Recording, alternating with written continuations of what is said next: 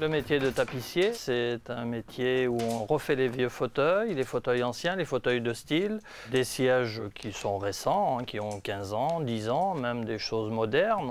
On refait tous les styles en fait. On fait de la décoration, on fait de la pose de tenture de tissu mural également. Ça, c'est la première étape du sanglage. C'est lui qui fait tout le travail et qui fait tout le support du siège. Donc c'est vraiment la base qui doit être parfaite. Le tissu, ce n'est que la finition, c'est le plus facile du travail en fait.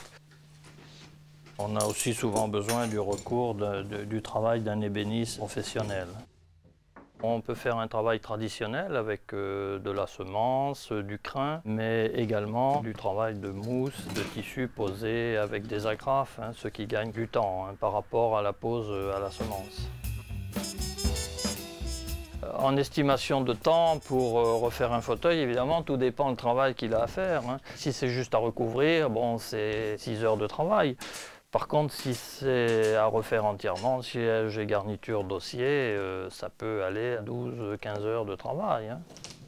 Souvent, on passe beaucoup plus de temps que ce qu'on ne facture, ça c'est inévitable.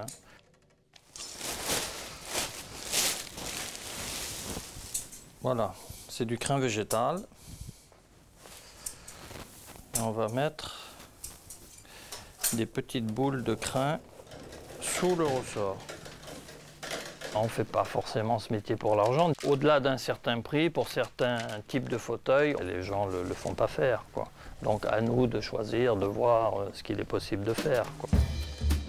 Pour le guindage, pareil, on respecte toujours la proportion, plus bas derrière que devant. Là, on voit bien déjà la forme inclinée vers l'arrière. Pour être un bon tapissier, il faut déjà avoir un très bon conseil auprès de nos clients et puis avoir le goût des choses bien faites.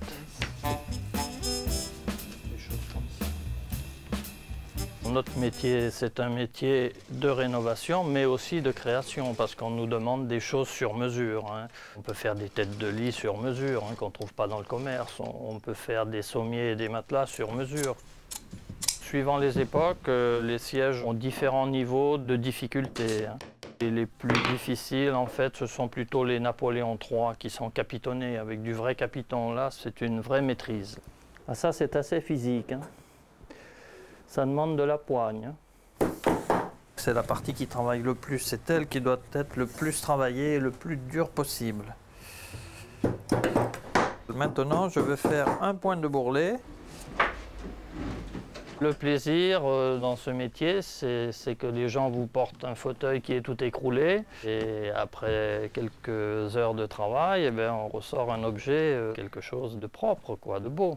On lui a redonné une nouvelle jeunesse. Le siège n'est pas trop dur, vous voyez, il reste souple. Là, on peut s'asseoir maintenant. On se met toujours à niveau parce que des choses nouvelles arrivent. Et des matériaux nouveaux arrivent également sur le marché. Donc il faut savoir les employer. Là, sur un dossier, en faisant avec un profil émousse, on gagne beaucoup de temps par rapport au crin. Alors, si j'avais un conseil à donner, c'est de relever ses manches, avoir de l'initiative et connaître ses produits, savoir les vendre. Ça, c'est très important.